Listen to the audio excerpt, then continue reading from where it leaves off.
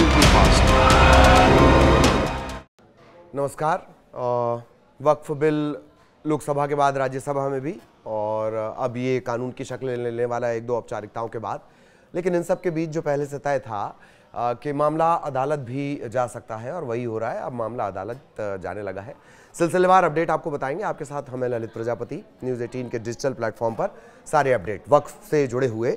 और ये दिलचस्प इस वजह से भी हो जाता है कि वक्फ संशोधन बिल का पास होना लोकसभा राज्यसभा से, और आज यानी शुक्रवार यानी जुमे का आ जाना। तो वक्फ संशोधन बिल के खिलाफ शुक्रवार को सुप्रीम कोर्ट में 2 याचिकाएं पहुंची हैं। इनकी संख्या बढ़ेगी ये भी कहा जा रहा है।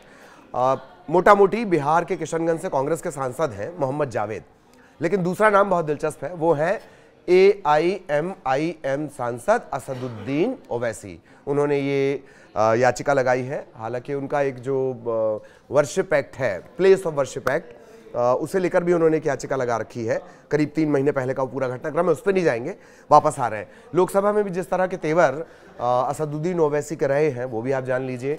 सांसद असदुद्दीन ओवैसी ने कहा था कि इस बिल का मकसद मुसलमानों को जलील करना है।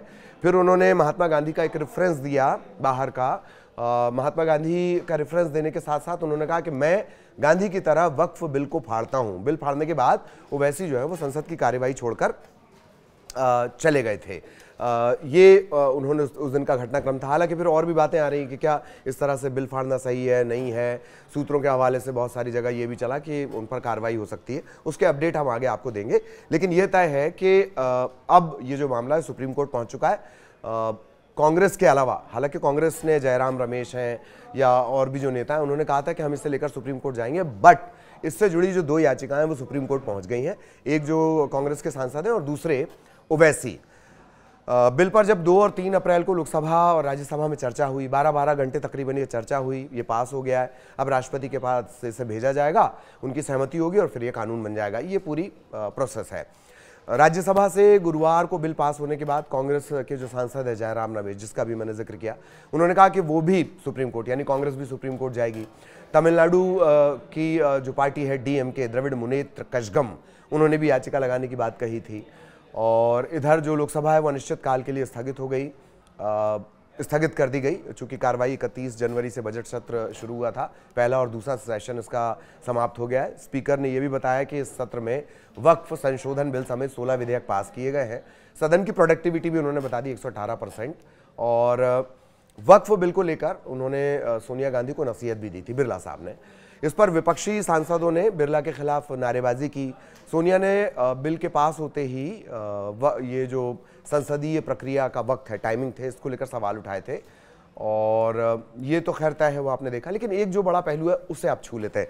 एक तो पहलू जो हमने आपको बताया कि जो ओवैसी साहब है, असदुद्दीन ओवैसी MIM वाले, वो सुप्रीम कोर्ट चले गए। कांग्रेस के सांसद चले गए हैं। कांग्रेस का कहना है कि अभी कांग्रेस पार्टी की तरफ से भी माफ कीजिएगा, सुप्रीम कोर्ट चले गए हैं कांग्रेस के सांसद। ओवैसी चले गए हैं। आज 2 याचिकाएं लग गई हैं। कांग्रेस का कहना है कि वो भी एक याचिका इसको लेकर दाखिल करेंगे। DMK का भी कहना है। लेकिन ओवैसी ने जिस तरीके से पूरा घटनाक्रम, ओवैसी की जो पूरी तकरीर थी जो उस दिन उन्होंने कहा, और फिर बिल का फाड़ना, वो बड़ा ड्रामेटाइज सा था। उसके बाद वो बाहर निकल गए थे। वो शुरुआत से इस बिल के विरोध में थे। खैर, अब बिल तो पास हो गया है। ये तो एक एंगल हो गया ओवैसी वाला। दूसरा जो एंगल है वो और ज्यादा दिलचस्प है, वो है JDU में एक बड़ी फूट इस बिल के बाद है। 7 ऐसे मुस्लिम नेता हैं जो वक्फ संशोधन बिल को सपोर्ट करने के चक्कर में पार्टी को छोड़ चुके हैं। JDU ने वक्फ संशोधन बिल का समर्थन किया है, और इसके बाद नाराज 7 मुस्लिम नेता हैं जिन्होंने पार्टी छोड़ दी है। इसमें अल्पसंख्यक प्रकोष्ठ के जो सचिव हैं मोहम्मद शाहनवाज मलिक, इसके अलावा तबरेज सिद्दीकी अलीम हैं, भोजपुर से पार्टी के सदस्य हैं दिलशान राइन, मोतिहारी की ढाका विधानसभा सीट से पूर्व प्रत्याशी मोहम्मद कासिम अंसारी। ये पहला नाम था, कासिम अंसारी, जिन्होंने पार्टी छोड़ दी थी। दरअसल अंदर खाने की बात यह भी है कि JDU बहुत कोशिश कर चुकी है कि जो मुस्लिम वोट है वो उनके खेमे में आए। उनके दौरान ही 2023 को जो जनगणना हुई उसमें 17% के आसपास बिहार में मुस्लिम है। चुनाव भी है, और चूंकि तमाम कोशिशों के बाद भी नीतीश को मुस्लिम वोट नहीं मिले, अंदर खाने की बातें हैं, तो अभी माना जा रहा है कि तभी ये तय हो गया था कि हाँ, वो इस बिल के साथ जाएंगे, यानी वक्फ संशोधन बिल के साथ जाएंगे। तो ये घटनाक्रम रहा, यानी जेडीयू दूसरा पहलू है, पहला ओवैसी हो गया, दूसरा पहलू जेडीयू। अब 12 घंटे की चर्चा के बाद ये पास हो गया दोनों जगह से। लोकसभा में 288 सांसदों ने और 232 ने विपक्ष में वोट डाला था, और राज्यसभा में भी ये पास हो गया, वहां पर भी 12 घंटे बहस चली है। अब वक्फ संशोधन विधेयक के खिलाफ जगह जगह मुसलमानों ने विरोध भी जताया। इस बीच all India Muslim personal law board ने इस बिल के पास होने पर इसे जमहूरियत के लिए काला अध्याय, कलंक बता दिया। जुमे की नमाज के बाद बड़ी संख्या में मुस्लिम समाज के लोग कोलकाता में भी सड़कों पर निकल गए। सरकार के खिलाफ जमकर विरोध प्रदर्शन किया गया है। उनके हाथों में तख्तियां हैं, वी रिजेक्ट वक्फ बिल, इस तरह के पोस्टर हैं। भारी पुलिस बल के बीच लोगों ने सड़कों पर नारेबाजी की है। दिल्ली की जामिया मिलिया यूनिवर्सिटी के छात्रों ने भी इस बिल के विरोध में प्रदर्शन किया। छात्र संगठन आइसा इसमें है और एनएसयूआई इसमें है, इन लोगों ने प्रदर्शन किया है। वक्फ संशोधन बिल का विरोध किया गया। पुलिस और आरएएफ को कैंपस में तैनात करना पड़ा, इस तरह से ये विरोध हुआ है। अच्छा, इंदौर से भी, हालांकि शुरुआत में हमने आपको बताया था कि मध्य प्रदेश में कई जगहों से ये खबरें आई थी, तस्वीरें आई थी कि लोगों ने जश्न मनाया है, मिठाइयाँ हैं, मुस्लिम तबके ने भी इसे लेकर जश्न मनाया, खुशियाँ जाहिर की हैं वक्फ संशोधन बिल को लेकर।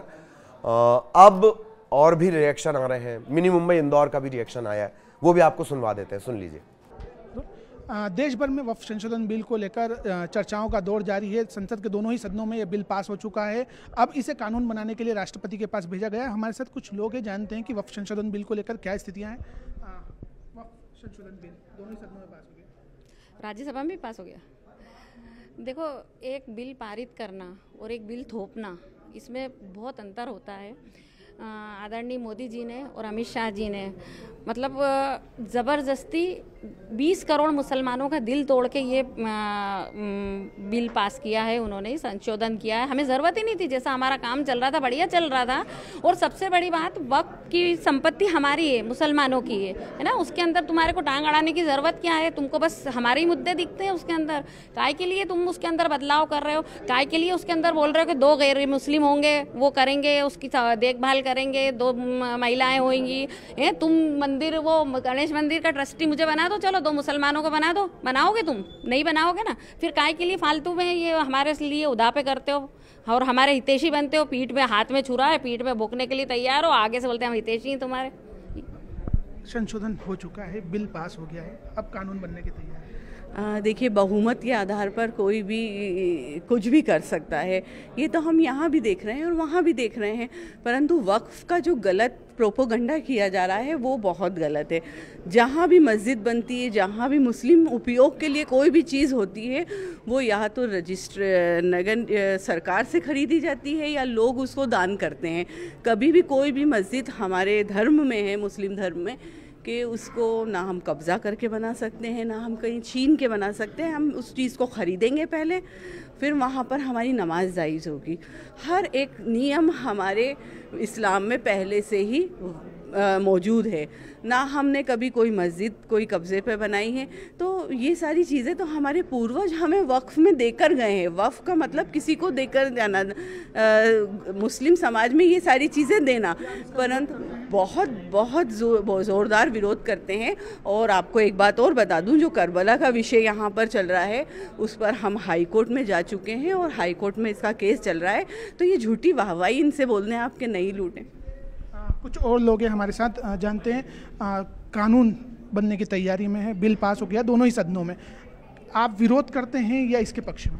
पूरी तरीके से, मैं खुद ही नहीं, पूरे देश का पूरा मुस्लिम समाज इसका विरोध करता है, क्योंकि ये एक काला बिल है। इसका सभी लोगों ने, सारे विपक्षी नेताओं ने भी इसका विरोध किया है। ये मुसलमानों की संपत्ति पे डाका डालने वाला बिल है। इसको मुसलमानों की जो आज़ादी है, जो मुसलमानों के धार्मिक कार्य करने के लिए जो संपत्तियां दी गई है, उस पर किसी न किसी तरीके से, जिस तरीके से बताया जाता है, जैसे ये सरकार जो उद्योगपतियों की सरकार है, आगे पीछे इन ज़मीनों का उपयोग भी उद्योगपतियों के लिए किया जाएगा।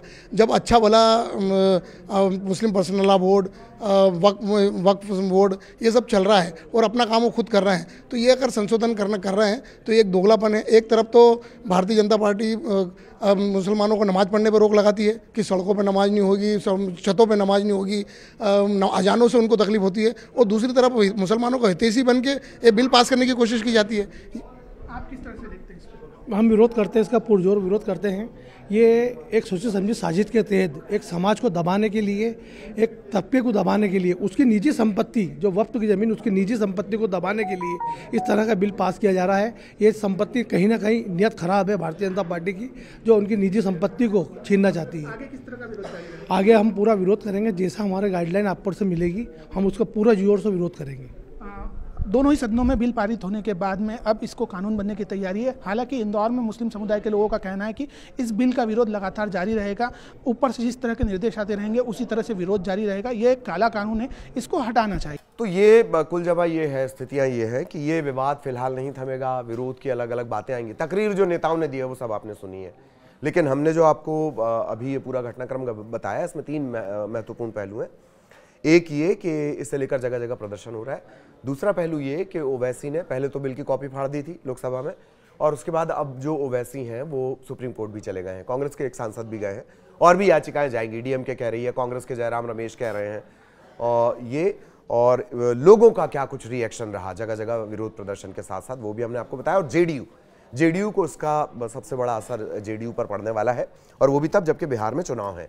इसी तरह से इससे जुड़ा आगे भी अपडेट आप तक पहुंचाते रहेंगे। फिलहाल इजाजत, नमस्कार।